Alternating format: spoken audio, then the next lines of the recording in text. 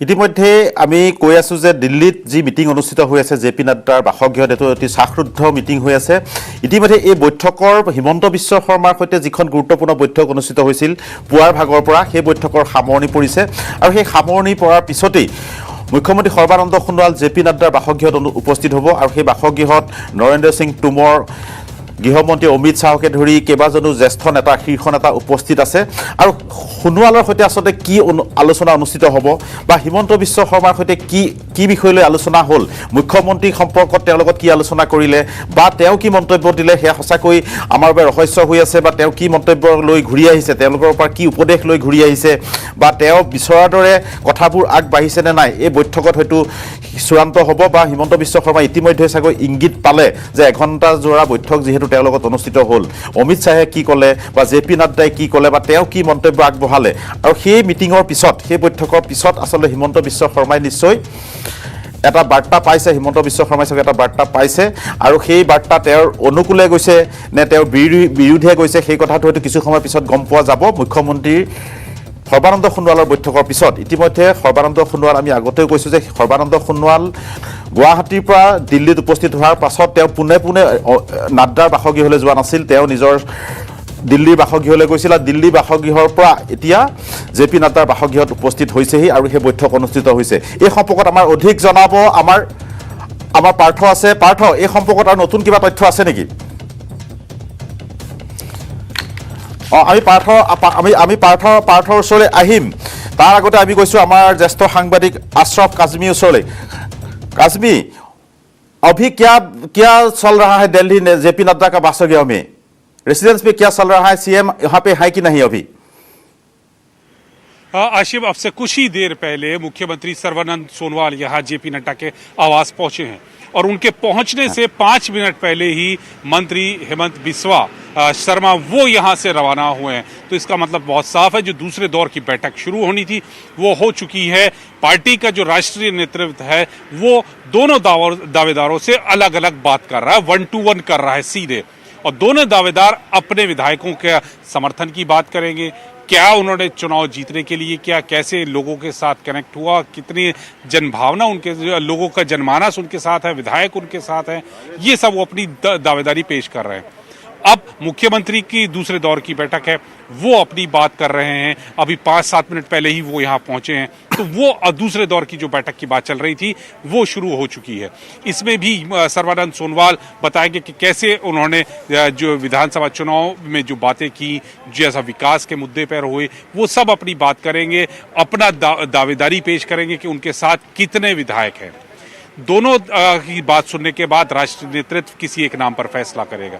अगर फैसला नहीं हो पाता है, किसी तरह से कोई अड़चन फंसती है, तब दोनों दावेदारों को, हेमंत बिस्वा शर्मा को और मुख्यमंत्री सर्बानंद सोनोवाल को आमने सामने बिठाया जाएगा और फिर उन दोनों की जो दावे हैं उनको आमने सामने रखकर राष्ट्रीय नेतृत्व अपना फैसला सुनाएगा।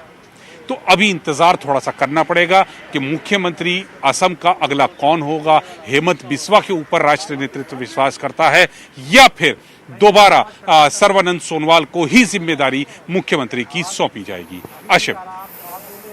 अशरफ, वो मीटिंग का बाद जो बैठक हुआ उसका बाद हिमंत बिस्वा कोई बुला कि नहीं मीडिया के बारे, क्या बुला मीटिंग का बाद, कोई कमेंट दिया? आशिफ, देखिए, जैसे ही मीटिंग खत्म हुई हेमंत बिस्वा शर्मा अपनी गाड़ी के साथ तेजी से निकल गए, उन्होंने किसी से कोई बात नहीं की। तो अभी जो देखिए कि अब राष्ट्रीय नेतृत्व के से मिलकर आ रहे हैं तो वो बात करने की भी स्थिति में नहीं है और ना वो बात कर पाएंगे। वो गाड़ी उनकी निकली, मीडिया से बचते हुए वो तेजी से चले गए हैं। अभी मुख्यमंत्री आए हैं तो उन्होंने भी कोई अपना बात नहीं की, सिर्फ जो मीडिया के कर्मी यहाँ बाहर खड़े हैं उनका अभिवादन किया, नमस्ते किया और चले गए। अब अंदर क्या होता है, क्या फैसला लिया जाता है, तो इसके लिए थोड़ा इंतजार करना पड़ेगा। अब ये दूसरे दौर की बैठक खत्म हो जाए और अगर इसमें सब चीज़ें सुलझ गई, कहीं कोई पेच नहीं बचा, तो हो सकता है देर शाम को या रात में यहाँ पर राष्ट्रीय नेतृत्व की तरफ से ऐलान कर दिया जाए कि मुख्यमंत्री कौन। अगर कहीं कोई पेच फंसेगा तो उसमें ये कहा जाएगा, जो एक पार्टी की परंपरा भी रही है, कि यहाँ से पर्यवेक्षक जाएंगे, वो विधायकों से बात करेंगे, विधायक दल की बैठक होगी और उसमें किसी एक नाम पर सहमति बनेगी, जिसका ऐलान वहाँ पर गुवाहाटी में पर्यवेक्षक करेंगे। तो तो अभी दोनों परिस्थितियों में इंतजार के अलावा और कोई रास्ता नहीं है। आशिम। अशरफ, ठीक है, हमारा साथ में अभी पार्थजीत बरा है। पार्थ, मैं এতিয়া আপোনাৰ ওচৰত আহিছোঁ যে যিহেতু হিমন্ত বিশ্ব শৰ্মা বৈঠক সামৰণি মাৰি তেওঁ আঁতৰি গুচি গৈছে আৰু আমাক আশ্ৰফে জনাইছে যে তেওঁ কোনো সংবাদ মাধ্যমৰ সন্মুখীন হোৱা নাই, কোনো ধৰণৰ মন্তব্য কৰা নাই আৰু তেওঁ নিজৰ গাড়ীত উঠি তাৎক্ষণিকভাৱে জে পি নাড্ডাৰ বাসগৃহ ত্যাগ কৰিছে। ইতিমধ্যে সৰ্বানন্দ সোণোৱাল উপস্থিত হৈছে আৰু তেওঁৰ সৈতে আলোচনা অনুষ্ঠিত হৈছে। আপুনি কি ভাবে এই বৈঠকখন হিমন্ত বিশ্ব শৰ্মাৰ সৈতে যিখন বৈঠক হ'ল, এই বৈঠকখনৰ পিছত সৰ্বানন্দ সোণোৱালৰ সৈতে হ'ব, ভাবেনে যে পৃথকে পৃথকে বৈঠক অনুষ্ঠিত কৰাৰ পিছত এটা সমাধান সূত্ৰ ওলাব নে আকৌ দুইজনক বহুৱাই এটা বৈঠক অনুষ্ঠিত কৰাৰ সম্ভাৱনা আছে? অসীম আশৰফ কাজমী, মোৰ সতীৰ্থ আশৰফ কাজমীয়ে সুন্দৰকৈ বিৱৰণ দিছে। আজি ঘটনাৱলী তেওঁ উপস্থিত আছে জে পি নাড্ডাৰ বাসগৃহত, জে পি নাড্ডাৰ বাসগৃহৰ সন্মুখত। আৰু তেওঁ দুটা কথা কৈছে। এটা হৈছে হিমন্ত বিশ্ব শৰ্মাই কোনো ধৰণৰ সংবাদ মাধ্যমক মন্তব্য নকৰাকৈ সংবাদ মাধ্যমৰ পৰা আঁতৰি তৎক্ষণাত তেওঁ ওলাই গৈছে, তেওঁ যিটো কথা হিন্দীত কৈছে। আৰু যেতিয়া তাৰ পিছতে বৈঠকত প্ৰৱেশ কৰিছে সৰ্বানন্দ সোণোৱাল, আৰু সৰ্বানন্দ সোণোৱালে আশৰফ কাজমীয়ে জনোৱা মতে অভিবাদন জনাইছে সংবাদ মাধ্যমক। যদি বডি লেংগুৱেজ ৰিড কৰা হয় বা আশৰফ কাজমীয়ে যদি বডি লেংগুৱেজ ৰিড কৰিছে বা আশৰফ কাজমীয়ে কোৱা কথাখিনিৰ পৰা যদি আমি কিবা সাৰমৰ্ম উলিয়াব বিচাৰোঁ, তেনেতে ক'ব লাগিব সৰ্বানন্দ সোণোৱাল এতিয়াও তেওঁ কুল হৈ আছে, তেওঁ চিন্তামগ্ন হৈ থকা নাই বা তেওঁ টেনচনত নাই। তাৰ বিপৰীতে আছে নেকি এনেকুৱা ধৰণৰ এটা ক'ব পাৰোঁ নেকি আমি? হয়, মই আশৰফ কাজমীয়ে যি তেওঁ মন্তব্য যি বাতৰি আগবঢ়াইছে নিউজ 18 দৰ্শকৰ, তাৰ ভিত্তিতহে কৈছোঁ।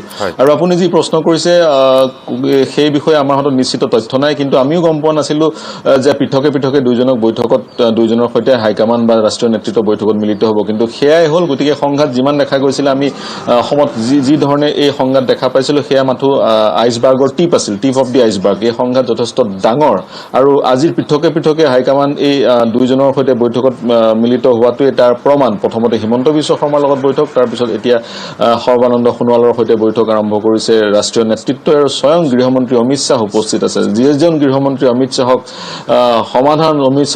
সদায় সমাধান সূত্ৰ থাকে, নহয় ভাৰতবৰ্ষৰ যিকোনো ৰাজ্য, যি ৰাজ্যত হয়। মই আৰু এটা কথা জানিব খুজিছোঁ যে যিহেতু ইয়াত অমিত শ্বাহ উপস্থিত আছে, জে পি নাড্ডা আছে, BL সন্তোষ আছে, তোমৰ আছে, তেওঁলোকে শেষ সিদ্ধান্ত দিব নে তেওঁলোকৰ বা হিমন্ত বিশ্ব শৰ্মা সৰ্বানন্দ সোণোৱালৰ মন্তব্য লোৱাৰ পাছত সেই মন্তব্য বা তেওঁলোকৰ বিচাৰ বিবেচনাখিনি প্ৰধানমন্ত্ৰী মোদীলৈ প্ৰেৰণ কৰিব পাৰে বা প্ৰধানমন্ত্ৰী মোদীয়ে ফাইনেল চিলমোহৰ মৰাৰ পিছতহে হয়তো সিদ্ধান্ত হ'ব নেকি? এই সম্পৰ্কত কেনেকুৱা সম্ভাৱনা আছে? মোদীৰ ৰোলটো কেনেকুৱা হ'ব পাৰে এই সম্পৰ্কত, এই বৈঠকৰ পিছত? নিয়ম অনুসাৰে প্ৰধানমন্ত্ৰী নৰেন্দ্ৰ মোদীৰ এক ভূমিকা থাকিব, স্বাভাৱিকতে থাকিব লাগে। কাৰণ বিজেপিৰ যিখন নেশ্যনেল পাৰ্লিয়ামেণ্টাৰী বৰ্ড, সেই বৰ্ডত প্ৰধানমন্ত্ৰী এজন অন্যতম সদস্য। কিন্তু আজিৰ বৈঠকত অন্তিম সিদ্ধান্ত বা চূড়ান্ত সিদ্ধান্ত লোৱাৰ সম্ভাৱনা খুবেই বেছি বা নিশ্চিত ৰূপত লৈ লোৱা হৈ যাব পাৰে। কাৰণ আজিৰ বৈঠকত অমিত শ্বাহ উপস্থিত আছে। দলীয় যিবোৰ সিদ্ধান্ত, সেই সিদ্ধান্তসমূহত অমিত শ্বাহৰ ভূমিকা যথেষ্ট সবল। যদিও অমিত শ্বাহ ৰাষ্ট্ৰীয় সভাপতি নহয়, এতিয়া ৰাষ্ট্ৰীয় সভাপতি জে পি নাড্ডা, তথাপিও অমিত শ্বাহে দলীয় সিদ্ধান্তসমূহ গ্ৰহণ কৰাত তেওঁ যথেষ্ট সবল ভূমিকা পালন কৰে। গতিকে যিহেতু অমিত শ্বাহ উপস্থিত আছে, পূৰ্বতে আমি গম পোৱা নাছিলোঁ অমিত শ্বাহ এই বৈঠকত উপস্থিত থাকিব নে নাথাকে, কিন্তু যিহেতু অমিত শ্বাহ উপস্থিত আছে আৰু পৃথকে হিমন্ত বিশ্ব শৰ্মা আৰু সৰ্বানন্দ সোণোৱালৰ সৈতে আলোচনাত মিলিত হৈছে, গতিকে আজি খুবেই বেছি সম্ভাৱনা আছে যে এক নাম চূড়ান্ত হ'ব বা পূৰ্বতে যদি নাম চূড়ান্ত হৈ গৈছে, তেতিয়া সেই নামটো তেওঁলোকে অৱগত কৰিব হিমন্ত বিশ্ব শৰ্মা বা সৰ্বানন্দ সোণোৱালক, বা অবজাৰ্ভাৰ এগৰাকী তেওঁলোকে ঠিক কৰি তেওঁক অসমলৈ পঠিয়াব, বা শপত গ্ৰহণৰ যি কাম কাজ, যি প্ৰক্ৰিয়া, সেই প্ৰক্ৰিয়া আৰম্ভ হ'ব। কিন্তু এই মুহূৰ্তত নিশ্চিতভাৱে একো ক'ব পৰা নাযায়। কাৰণ হিমন্ত বিশ্ব শৰ্মাই বৈঠক সমাপ্ত কৰি তেওঁ ওলাই আহি সংবাদ মাধ্যমৰ সন্মুখত একো মন্তব্য নাৰাখিলে। যদিও গুৱাহাটীৰ পৰা তেওঁলোকে এখন বিমানতে আহিছিল, কিন্তু ইয়াতে পৃথকে পৃথকে তেওঁলোকে জে পি নাড্ডাৰ ঘৰত প্ৰৱেশ কৰিলে আৰু পৃথকে পৃথকে হাইকমাণ্ডে বিচৰাৰ ধৰণে পৃথকে পৃথকে তেওঁলোক মিলিত হ'ল। এতিয়া আমি অপেক্ষা কৰিম সৰ্বানন্দ সোণোৱালে বৈঠক সমাপ্ত হোৱাৰ পিছত বাহিৰলৈ ওলাই আহি সংবাদ মাধ্যমৰ সন্মুখত দুআষাৰ কয় নে নকয়, কিন্তু আশা খুবেই কম। হয়তো আৰু এঘণ্টাৰ পিছত বা 45 মিনিটৰ পিছত হয়তো সৰ্বানন্দ সোণোৱালৰ সৈতে হোৱা বৈঠকৰ সামৰণি পৰিব। বৈঠক সামৰণি পৰাৰ পিছত হয়তো সৰ্বানন্দ সোণোৱালেও হয়তো সংবাদ মাধ্যমৰ ওচৰত এতিয়া একো নক'ব, যিদৰে হিমন্ত বিশ্ব শৰ্মাই নক'লে। তাৰ পাছত হয়তো আকৌ অসমৰ মানুহ বা আমাৰ তেওঁলোকৰ বিধায়কসকল হয়তো আকৌ অনিশ্চয়তাত থাকিব, কি হ'বগৈ পাৰে কি কথা। কাৰণ আকৌ অলপ সময় ৰ'ব লাগিব, কাৰণ সৰ্বানন্দ সোণোৱালৰ সৈতে বৈঠক সমাপ্ত হোৱাৰ পিছতো চাগৈ কেন্দ্ৰীয় নেতৃত্বই হয়তো লগে লগে সংবাদমেল নিদিয়ে বা কোনো ধৰণৰ বাইট দি বা সংবাদ মাধ্যমৰ সন্মুখলৈ আহি বা অমিত শ্বাহে হওক বা জে পি নাড্ডাই হওক কোনেও হয়তো কথাটো ঘোষণা নকৰিব। গতিকে আকৌ আৰু আমাৰ অলপ সময় লাগিব নেকি? বৈঠক হোৱাৰ পিছতো আনুষ্ঠানিকভাৱে মুখ্যমন্ত্ৰীৰ নাম ঘোষণা প্ৰক্ৰিয়াটো কেনেকুৱা হ'ব বুলি আপুনি ভাবে? কিন্তু বৈঠক চলি আছে, যি সমস্যা হাইকমাণ্ডে যিমান জটিল বুলি ভাবিছিল তাতকে বহুত বেছি জটিল। আৰু কাৰণ এই সমস্যা এই সংঘাত অৱধাৰিত আছিলে, হাইকমাণ্ডেও ভালকে জানিছিল এই সংঘাত আহিবই। কাৰণ এই নিৰ্বাচনৰ পূৰ্বে মুখ্যমন্ত্ৰী সৰ্বানন্দ সোণোৱালৰ নাম তেওঁলোকে মুখ্যমন্ত্ৰী প্ৰাৰ্থী হিচাপে প্ৰক্ষেপো কৰা নাছিলে।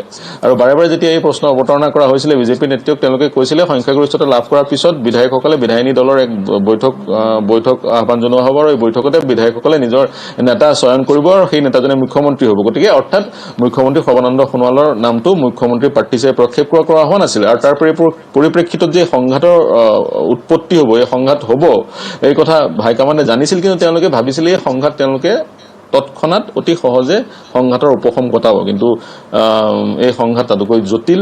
গতিকে যদিহে এই সংঘাতৰ উপশম আজি নহয়, তেতিয়া পুনৰ আপুনি কোৱা ধৰণে বৈঠক অনুষ্ঠিত কৰিব লাগিব। এইবাৰ সম্ভৱতঃ দুইজনক একেলগে সন্মুখত আকৌ আপোনাৰ ওচৰত আহিম। ইতিমধ্যে আপুনি শেহতীয়া খবৰখিনি দিছে তাত দিল্লীত কি হৈছে, আমি আপোনাৰ ওচৰলৈ আহিম। তাৰ আগতে আমি এটা সৰু বাণিজ্যিক বিৰতি লৈ লৈছোঁ। পুনৰ উভতি আহিছোঁ আমাৰ ষ্টুডিঅ' মজিয়ালৈ। ইতিমধ্যে আমি দিল্লীৰ খবৰ সকলো দি আছোঁ যে তাত কি পৰিৱেশ সৃষ্টি হৈছে, কাৰণ অসমৰ সকলো বিধায়কক চৰম উদ্বিগ্নতাত ৰাখি, অসমৰ ৰাইজক উদ্বিগ্নতাত ৰাখি দিল্লীত অনুষ্ঠিত হৈছে অসমৰ মুখ্যমন্ত্ৰী কেন্দ্ৰিক আলোচনা। ইতিমধ্যে হিমন্ত বিশ্ব শৰ্মাই বৈঠক সম্পূৰ্ণ কৰি বা জে পি নাড্ডাৰ বাসগৃহৰ পৰা ততাতৈয়াকৈ ওলাই গৈছে আৰু তেওঁ ওলাই যোৱাৰ পিছতেই মুখ্যমন্ত্ৰী সৰ্বানন্দ সোণোৱাল জে পি নাড্ডাৰ বাসগৃহত উপস্থিত হৈছে। স্বাভাৱিকতেই এটা প্ৰশ্ন আহিছে যে হিমন্ত বিশ্ব শৰ্মাই বৈঠক সমাপ্তিৰ পিছত খুব ততাতৈয়াকৈ ওলাই গৈছে, যিজন হিমন্ত বিশ্ব শৰ্মাই সাধাৰণতে সংবাদ মাধ্যমৰ সন্মুখীন হয়, সংবাদ মাধ্যমৰ আগত কিবা এষাৰ হ'লেও কথা কয়, কিন্তু তেওঁ ততাতৈয়াকৈ ওলাই গৈছে বুলি আমাৰ দিল্লীৰ সাংবাদিকে জনাইছে। আশ্ৰম আমাৰ তাত জে পি নাড্ডাৰ বাসগৃহৰ সন্মুখত পুৱাৰ পৰা আছে, বৈঠকৰ প্ৰতিটো খবৰ আমাক দি আছে। আমাৰ সৈতে নিলয় সংযোগত আছে, আমাৰ এছ'চিয়েট এডিটৰ নিলয় ভট্টাচাৰ্য। নিলয়, হিমন্ত বিশ্ব শৰ্মাই ততাতৈয়াকৈ জে পি নাড্ডাৰ বাসগৃহৰ পৰা ওলাই গৈছে আৰু তেওঁৰ বডি লেংগুৱেজ আমি হয়তো গম পাইছোঁ।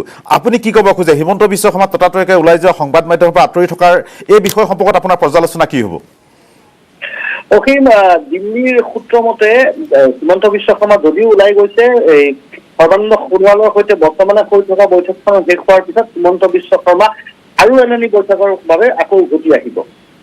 হয়তো সেইবাবেই হিমন্ত বিশ্ব শৰ্মা সংবাদ মাধ্যমৰ আগত একো নোযোৱাকৈ গুচি গ'ল, কাৰণ ক'বলগীয়া এতিয়াও সময় পোৱা নাই। তেখেতে আকৌ এয়া মাত্ৰ সূত্ৰৰ খবৰ যে আকৌ তেখেতে উভতি আহিব, আকৌ এখন মিটিঙত তেখেতে মিলিত হ'ব। এখন হিমন্তৰ লগত মিটিং কৰাৰ কি সম্ভাৱনা আছে? কিয় কৰিব লগা পৰিস্থিতি হ'ব পাৰে? কাৰণ মানে এখন মিটিং, তেওঁলোকৰ 4-6জনকৈ জ্যেষ্ঠ নেতা আছে, আকৌ এবাৰ হিমন্ত বিশ্ব শৰ্মাক মাতি অনাৰ আঁৰৰ কাহিনী কি থাকিব পাৰে?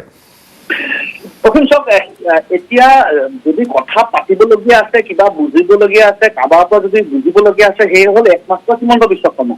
যিহেতু সৰ্বানন্দ সোণোৱালৰ নামটো আছেই, Sarbananda Sonowal existing chief minister, তেখেতে সেই পজিশ্যনটো লৈ পেলাই প্ৰতিনিধিত্ব কৰাই নাই। তেখেতক দিবলগীয়া এটা চিট, এতিয়া তাক চেলেঞ্জ বা তাৰ কাৰণে নেক্সট অপশ্যনটো বিবেচনা কৰা হৈছে হিমন্ত বিশ্ব শৰ্মা, বা যদি কিবা আছে। সেইকাৰণে এতিয়া বৰ্তমান সৰ্বানন্দ সোণোৱালৰ সৈতে যি বৈঠকখন হৈছে তাৰ যি আউটকাম, সেই আউটকামটো লৈ হিমন্ত বিশ্ব শৰ্মাৰ লগত আৰু এটা মিটিং, মানে তাৰ এটা তাৎপৰ্য সদায় থাকিয়ে যায়। আৰু হয়তো সেইবাবে হিমন্ত বিশ্ব শৰ্মা উভতি আহিব। যেনেকৈ আশ্বাসে কৈছিলে, হয়তো এনেকুৱা হ'ব পাৰে যে আকৌ হিমন্ত বিশ্ব শৰ্মা উভতি অহাৰ সময়ত সৰ্বানন্দ সোণোৱাল সেই বৈঠকখনত থাকিবই।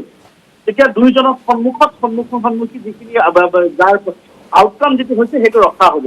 এতিয়া কথাটো হ'ল যে হিমন্ত বিশ্ব শৰ্মাৰ যি আজি দাবীদাৰ মুখ্যমন্ত্ৰীৰ বাবে, সেইটো অকল সংবাদ মাধ্যমত চলি আছে সেয়াই নহয়, অসমৰ প্ৰতিজন জনতাই, অসমৰ প্ৰতিজন ভোটদাতাই, প্ৰতিজন বিধায়কে এইটো বস্তু খুব কৌতুহলেৰে চাই আছে, যে ইয়াৰ আউটকাম কি হ'ব।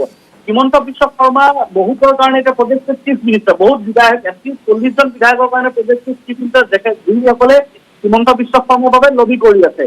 হিমন্ত বিশ্ব শৰ্মাই তেখেতে যোগ দিয়া বহু অগণন ভোটাৰৰ বাবে এতিয়া প্ৰজেক্টেড চিফ মিনিষ্টাৰ। এতিয়া এই পজিশ্যনৰ পৰা আকৌ পিছ হুহুকি অহা এটা এটা বহুত ডাঙৰ প্ৰসংগত চিহ্ন কিন্তু। হয় দাদা ধন্যবাদ। মই আপোনাৰ ওচৰত আকৌ আহিম, আপুনি শেহতীয়া খবৰ ৰাখক।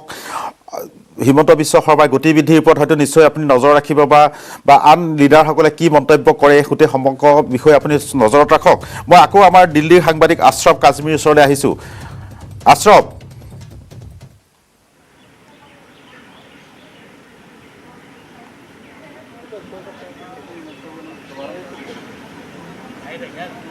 हाँ अभी क्या हाल चल रहा है वहाँ पे, अभी क्या चल रहा है, मीटिंग चल रहा है अभी सोनवाल का साथ?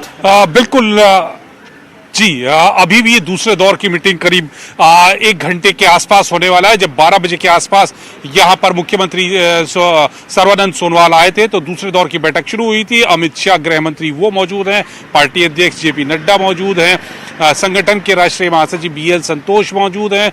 ये सर्बानंद सोनोवाल से सीधे 1-to-1 बातचीत कर रहे हैं कि क्या होगा, उनका कैसे दावेदार हैं, उनके साथ कितने विधायक हैं। तो इन सब बातों को लेकर यहाँ चर्चा की जा रही है। हेमंत बिस्वा का जो समर्थन में विधायक थे, उन्होंने जो दावे किए थे उस पर भी यहाँ पर मुख्यमंत्री सर्बानंद सोनोवाल के सामने बात रखी जा रही, जो हमारे सूत्र बता रहे हैं।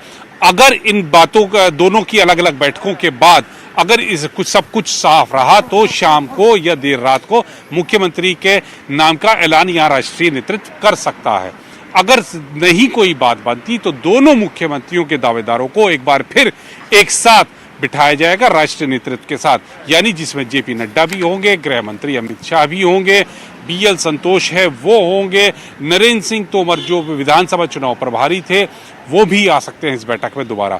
तो उन सब के सामने फिर दोनों को बिठाया जाएगा और दोनों के बारे में जो राष्ट्रीय नेतृत्व के पास अशरफ थैंक यू, वो दिया। Ashraf thank you, stay with us. আমি সবিশেষ দিল্লীৰ পৰা তথ্য লাভ কৰি আছোঁ।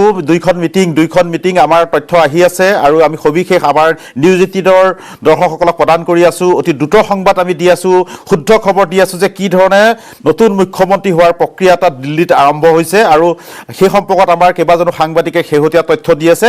আমি অধিক তথ্য লাভ কৰিম আৰু অধিক খবৰ পাম, তাৰ আগতে আমি এটা সৰু বিৰতি লৈ লৈছোঁ।